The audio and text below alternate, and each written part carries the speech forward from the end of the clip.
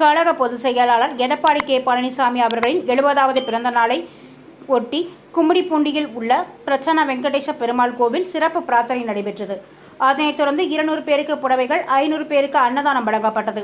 கழக பொதுச் செயலாளர், முன்னாள் முதலமைச்சர், சட்டமன்ற எதிர்க்கட்சித் தலைவர், புரட்சித் தமிழர் எடப்பாடி கே பழனிசாமி அவர்களின் 70வது பிறந்த நாளை முன்னிட்டு திருவள்ளூர் வடக்கு மாவட்டம் கும்மிடிப்பூண்டியில் முன்னாள் சட்டமன்ற உறுப்பினர் KS விஜயகுமார் ஏற்பாட்டில் கும்மிடிப்பூண்டி பேருந்து நிலையம் அருகில் உள்ள பிரசன்ன வெங்கடேச பெருமாள் கோவிலில் திருவள்ளூர் வடக்கு மாவட்ட செயலாளரும் பொன்னேரி முன்னாள் சட்டமன்ற உறுப்பினருமான சிறுனியம் பலராமன் தலைமையில் சிறப்பு பிரார்த்தனை நடைபெற்றது.